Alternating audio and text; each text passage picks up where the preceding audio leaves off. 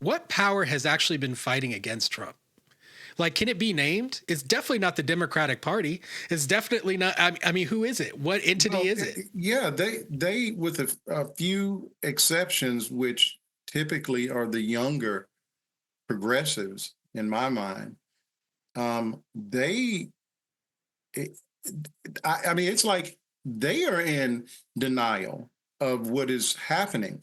I mean, just I don't know, a couple of days ago, I'm hearing these people talking about working with folks and bipartisan this and regional, and it's like, are we watching the same show here? I mean, these guys, it's almost like you're trying to date somebody that they're not trying to date you. Yeah.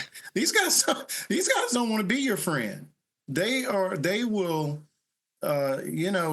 push you over the cliff if it gets them on TV. So that is, I think, unfortunately, even with Biden, I think he was playing a game that was long since past. He thought, I can deal with these guys the way we used to do back in the day. And what he should have done was what Mitch McConnell would have done or did do. He should have turned the Justice Department loose a lot earlier. He should have expanded the Supreme Court, gotten that seat back that got stolen. But trying to play nice and be normal, and that's out the door. Well, I mean, the normalization that they've done, right, is normalize corruption and tyranny. True. So they opened the door wide open, and they just Republicans just walked right through. So I don't know how this is all gonna shape up, but all I know is that organized resistance against the rising fascism in America does not exist. No. And under those circumstances, we are screwed beyond measure. is the nicest way that on a positive note. Yeah, give it to me. Give us some hope. No, you're right. And it's really sad. I mean, because I just think about, like, my grandfather was in World War I. I had uncles and, all these, fighting against fascism and all this stuff. My parents, like I said, they marched. They weren't like, big civil rights leaders. They were, they were in the crowd marching, but still, and they're all long since passed away. And I think about sometimes if they were to see where we are now, they just wouldn't believe it, because in their time frame, we were on the upswing. All this progress was happening. And these were fights we thought were over, or at least they thought. I mean, that's how I grew up, Marlon, is being told that this is all over. These fights, this thing is over. We're not doing this anymore. We've moved past it. We're in a post-racial society. Mm-hmm. I mean, this was what I grew up in the 80s and 90s, is being told these things. I mean, all the evidence would have led you to believe that was true. I mean, actually, my whole story and the whole reason why I'm doing this is that I realized that it wasn't true at 6 years old. I realized very early that it wasn't true, and it was all. If anybody goes on my YouTube channel, I wrote a poem about it. It's called "Contraband of Race War." And I was walking through my elementary school, 6 years old, and a little black boy came up to me and he was like, "Why don't you act black?" And I was like, "What do you mean by that?" Because that question made no sense to me based on what I knew about race, what I knew about the civil rights movement, what I've been told by adults about whether things are over or not. Thank you for putting the link in the chat to my poem. And he said, "Well, you don't curse. Well, you get good grades. Well, you're not in a gang." I mean, he just started, boom, rattling down this list. Boom, boom, boom. And this was a white kid or a black kid? This was a black kid. Okay. This was a black kid. I was in an all-black school, in an all-black neighborhood. And I was the oddball out because I was a precocious little 6-year-old who was able to do algebra. That's funny you would mention that, because Um, yeah, when we were coming up, um, people would say to me, "Y'all need to quit acting white." See, yeah, the flip side Just of that same because coin. Yeah. of the way that we spoke. My parents were really big on proper English and all that stuff. And but yeah, that was especially when I moved to Pine Bluff. That was, people like, yeah, he think he's white Oh yeah. because I made like I didn't flunk a test. Right? Yeah, I'm sorry. Let me get back to the lower ranks where you are comfortable with me being, like Yeah. it's incredible.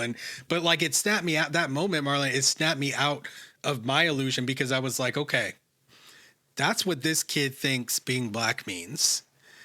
I'm like, if he believes that, and I've been told we live in a post-racial society, those two things Both cannot. things can be Yeah, true. they absolutely. I just knew in that moment, at that time, 6 years old, standing there in that hallway, that one of these things is wrong, and I think I know which one. Because of he was so genuine in his question, in his discussion of that. It broke my heart. It really broke my heart right there at 6 years old hearing that. I knew what it meant. I knew the cascading level of consequences that he would face holding those beliefs as being true. I could see it all. And I was just like, I was stunned, man, and devastated. And I was like, okay. And then there was the other layer of realizing, okay, so he thinks that, so all this stuff that I've been told about race being over and a thing of the past is wrong. But also, why did every single adult I've ever talked to about this tell me that then? They all believe that what they said is true. And it's clearly not, because I would not be standing here in this hallway if it were. All of that hit me at the same time. And so at 6 years old. And so I was just like, it exploded my little brain, and I was like, well, I've got to investigate. I'm a curious person. I always have been since very young. And I was like, I got to investigate. And I really have been intentionally, purposefully investigating questions of race and racism literally since that moment. And that was, over 3 decades ago now.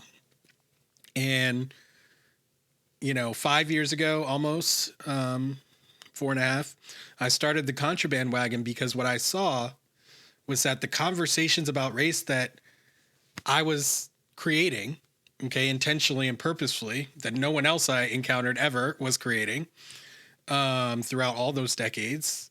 I used to joke that if I didn't bring it up, it wasn't getting talked about. And that finally started to change, The conversation started advancing slowly, but people were starting to get into the same universe of thought that I'd been living in for a long time. And so that's why I said, okay, it's time for me to bring the conversations I've only had, sporadically with people around me or wherever I am.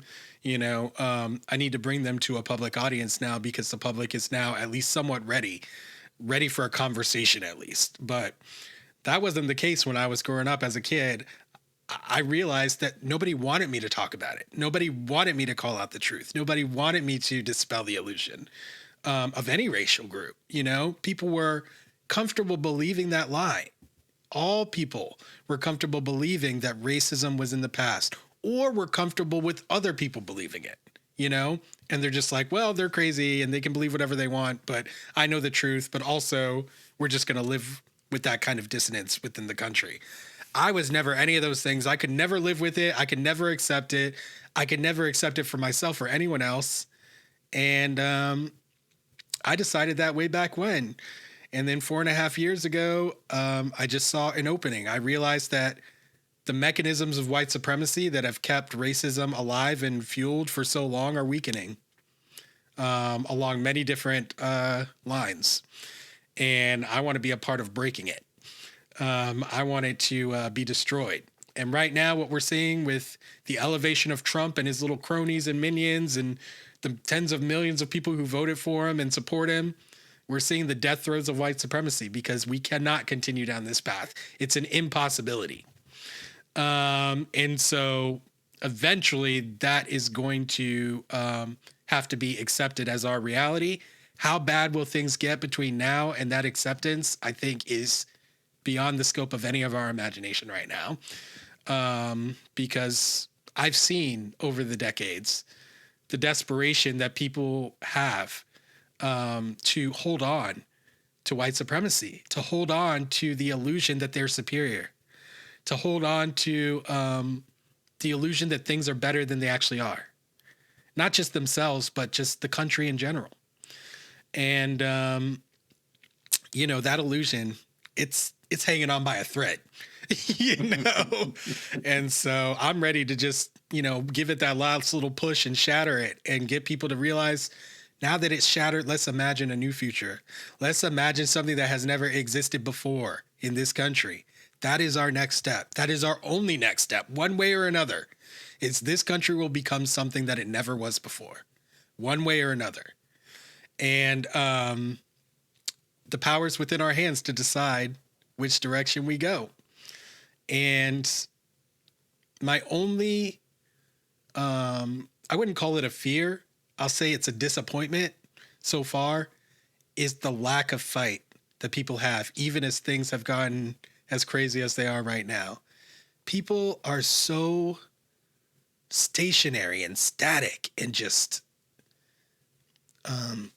uncaring, even about their own families who will be affected by things, even about people they care about. There's just a lack of care that people have in this country for themselves and for others. And it's so worrisome to me to see that, because you can't, the foundation of the revolution we need to have is care. It's a necessary element of a revolution. And we don't have it. The people don't have it. So I'm not sure how to build that up except for to show caring, right? And to be that person, right? And to act that out and to just display it. And that's what I try to do in my teaching practice. That's what I try to do when I'm out anywhere I am. I show caring, I show kindness, I show respect, I show love, I show the world that I want to live in and create. And I'll tell you, man, so many people recognize that I'm doing something rare. And that's what's so disappointing, is that stuff is rare. And so, yeah, it's a little hard to maintain motivation and maintain hope in my spirit sometimes, because I'm like, caring is a choice and an action. And people are not choosing it, and people are not acting on it. I think, I'm sorry. No, go ahead. No, I was just listening to what it's, I think about the Matrix, right? It's like, in a sense, we've been lulled to sleep. And, not to get too, phones, video games, and so you're able to sort of create a world where everything's okay. It's different than back in the 60s and 70s, where you got 3 TV channels and that's it, and you got to actually go out and face reality. Now it's a lot easier, and I think that's how you end up with a lot of these disaffected, especially white males, but not only white males. That are just, people are primed for somebody like a Trump to come along, and then on the flip side of that, I suppose, that also produces people that are,